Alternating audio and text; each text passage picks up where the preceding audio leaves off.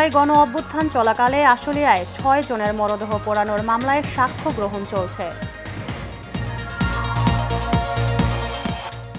এবং দক্ষিণ কোরিয়ার বুসানে শীর্ষ বৈঠকে যুক্তরাষ্ট্র চীনের নতুন বাণিজ্য চুক্তি সম্পন্ন, শুল্ক 10% কমাল ওয়াশিংটন।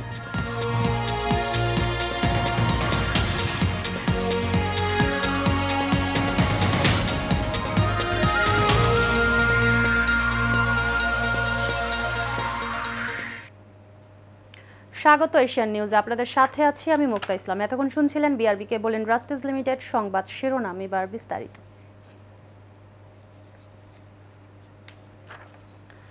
জুলাই গণ অভ্যুত্থান চলাকালে আশুলিয়ায় ৬ জনের মরদেহ পোড়ানো সহ ৭ জনকে হত্যার অভিযোগে করা মামলায় ১৬তম দিনের সাক্ষ্য গ্রহণ শুরু হয়েছে।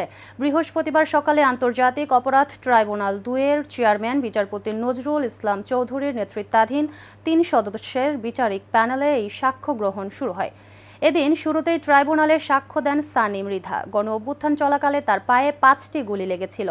সাক্ষ্যদানকালে তিনি এই ঘটনায় দায়ীদের সর্বোচ্চ সাজা চান। পরে তাকে জেরা করেন আসামি পক্ষের আইনজীবীরা। এর আগে বুধবার আলোচিত এ মামলায় ২০তম সাক্ষ্য গ্রহণ শেষ হয়। পরে মামলার পরবর্তী সাক্ষ্য গ্রহণের জন্য আজকের দিন ধার্য করেন ট্রাইব্যুনাল। তার আগের গত ২১ অক্টোবর আলোচিত এ মামলায় সাক্ষ্য দেন এএসপি এনায়েত ও শহীদ বায়েজিদ মোস্তাবির ভাই কারিমুল। পরে তাদের জেরা করে স্টেট ডিফেন্স ও আসামি পক্ষের আইনজীবী। সব মিলিয়ে আলোচিত এ মামলায় এখন পর্যন্ত সাক্ষ্য দিয়েছেন ২১ জন। গত বছর ৫ আগস্ট আশুলিয়ায় পুলিশের গুলিতে মারা যান ৬ জন। এরপর পুলিশ ভ্যানে তুলে তাদের মরদেহ পুড়িয়ে দেওয়া হয়। সাবেক সংসদ সদস্য সাইফুল ইসলাম সহ আলোচিত এ মামলায় মোট আসামি ১৬ জন।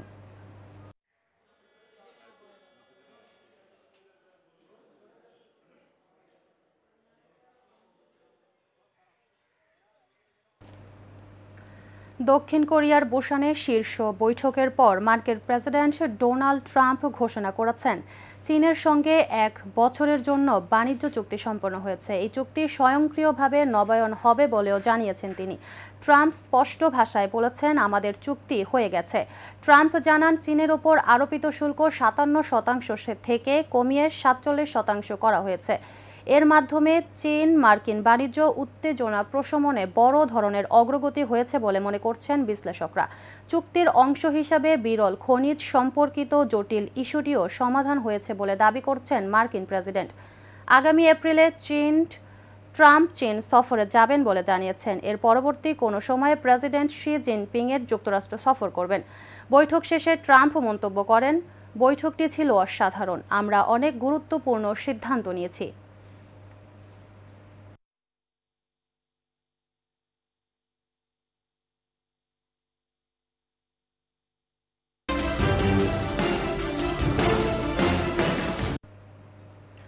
ঢাকার দোহার উপজেলায় অপহরণ ও মব সৃষ্টি করে ইউপি সদস্য হুমায়ুন কবিরকে নির্যাতনের পর পুলিশের হাতে তুলে দেওয়ার অভিযোগে মানববন্ধন করেছে এলাকাবাসী। উপজেলার বাংলা বাজারে এই মানববন্ধন করা হয়। মানববন্ধনে বক্তারা বলেন, কোনো মামলা বা অভিযোগ ছাড়াই নয়াবাড়ি ইউনিয়নের শাওন এবং ওয়াসিম মোল্লা সহ কয়েকজন কুসুমহাটি ইউনিয়ন পরিষদের সদস্য হুমায়ুন মোল্লা মেম্বারকে তুলে নিয়ে নির্যাতন করে। পরে তারা পুলিশকে খবর দিয়ে থানায় ধরিয়ে দেয়। এ বিষয়ে দোহার থানার ভারপ্রাপ্ত কর্মকর্তা হাসান আলী বলেন, হুমায়ুন কবিরকে উদ্ধার করে বিএনপি নেতা হারুন মাস্টার হত্যা মামলার আসামি হিসাবে গ্রেপ্তার দেখিয়ে আদালতে পাঠানো হয়েছে।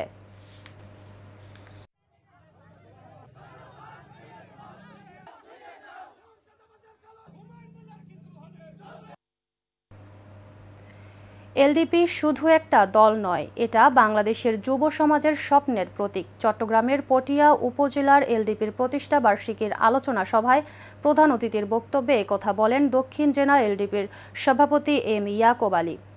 পটিয়া উপজেলা এলডিপির সভাপতি মনসুর আলমের সভাপতিত্বে ও সাধারণ সম্পাদক আইয়ুব আলীর সঞ্চালনায় এতে উপস্থিত ছিলেন পৌরসভা এলডিপির সভাপতি গাজী আমির হোসেন, সাধারণ সম্পাদক মুজিবুর রহমান, সিনিয়র সহ সভাপতি ডাক্তার রিদওয়ান আজাদ সহ অনেকে।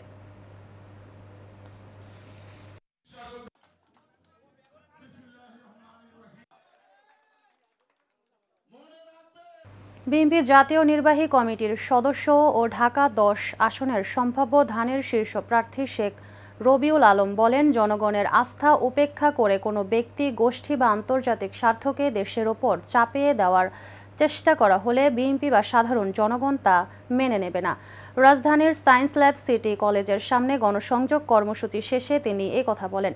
কর্মসূচিতে নিউ মার্কেট যুব দলের সদস্য সচিব KM চঞ্চল ও ধানমন্ডি, কলাবাগান, হাজারীবাগ এবং ঢাকা দক্ষিণ সিটি কর্পোরেশনের ৫৫ নম্বর ওয়ার্ড বিএনপি অঙ্গ সংগঠনের নেতাকর্মীরা উপস্থিত ছিলেন।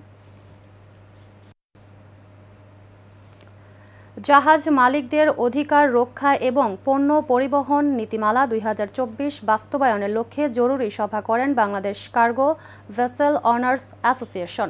রাজধানীর বেইলি রোড অফিসার্স ক্লাবে এই জরুরি সভা হয়। বাংলাদেশ কার্গো ভেসেল অনার্স অ্যাসোসিয়েশনের সভাপতি সাইদ আহমেদের সভাপতিত্বে সভায় প্রধান অতিথি ছিলেন বাংলাদেশ কার্গো ভেসেল অনার্স অ্যাসোসিয়েশনের সাবেক সাধারণ সম্পাদক গাজী বেলায়েত হোসেন মিঠু। প্রধান বক্তা ছিলেন অ্যাসোসিয়েশনের সাধারণ সম্পাদক ইঞ্জিনিয়ার মেহবুব কবির। এ সময় বক্তারা আগামী ১৫ দিনের মধ্যে সমস্যা সমাধানের দাবি জানান।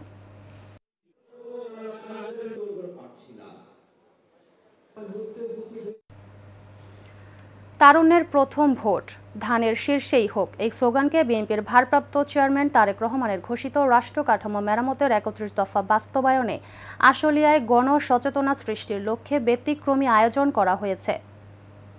আশুলিয়ার পাথালিয়া ইউনিয়নের ধনিয়া মডেল একাডেমি স্কুল মাঠে ঢাকা জেলা উত্তর ছাত্র দলের সাধারণ সম্পাদক মাহফুজ ইকবাল এর উদ্যোগে এই ব্যতিক্রমী আয়োজন করা হয়। ঢাকা জেলা উত্তর ছাত্র দলের সাধারণ সম্পাদক মাহফুজ ইকবাল বলেন, ৩১ দফা শুধু একটি রাজনৈতিক ঘোষণাপত্র নয়, এটি দেশের জনগণের মুক্তি, গণতন্ত্র, পুনরুদ্ধার ও পরিবর্তনের রূপরেখা।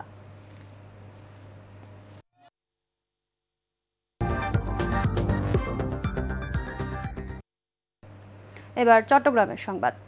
বিএনপি নেতাকর্মীদের বিরুদ্ধে অপপ্রচার চালানোর প্রতিবাদে চট্টগ্রাম আকবর শাহ থানা বিএনপির উদ্যোগে এক সংবাদ সম্মেলন করা হয়েছে।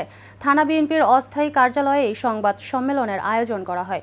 সংবাদ সম্মেলনে বক্তারা বলেন, সম্প্রতি কিছু মহল পরিকল্পিতভাবে বিএনপি নেতাকর্মীদের বিরুদ্ধে মিথ্যা ও ভিত্তিহীন অভিযোগ এনে সামাজিক যোগাযোগ মাধ্যমে অপপ্রচার চালাচ্ছে। এতে দলের সুনাম ক্ষুণ্ণ করার চেষ্টা করা হচ্ছে। সংবাদ সম্মেলনে উপস্থিত ছিলেন উত্তর পাহাড়তলী ওয়ার্ড বিএনপির আহ্বায়ক রেহান উদ্দিন প্রধান সহ অনেকে।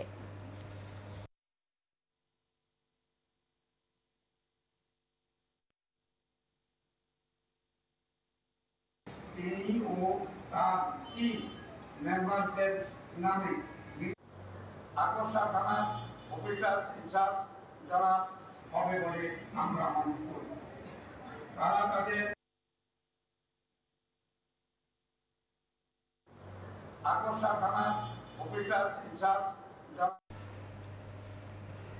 Bangladesh electrical business forum Chittagong বিভাগীয় কমিটির আত্মপ্রকাশ হয়েছে।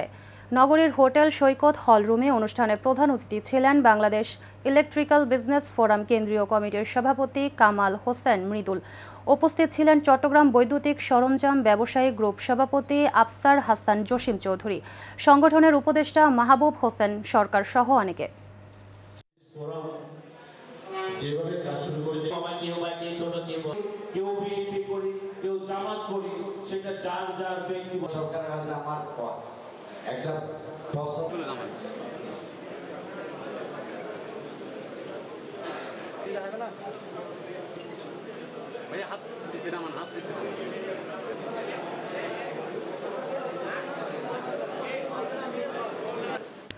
শেষ করব এশিয়ান নিউজ, তার আগে জানাবো বিআরবি কেবল ইন্ডাস্ট্রিজ লিমিটেড সংবাদ শিরোনামগুলো আরও একবার।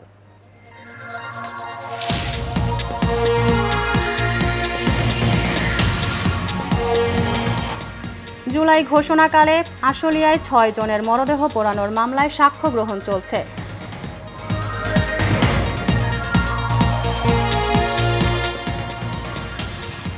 এশিয়ান নিউজ এই পর্যন্তই। পরবর্তী সংবাদ দেখার আমন্ত্রণ রইল। আল্লাহ হাফেজ।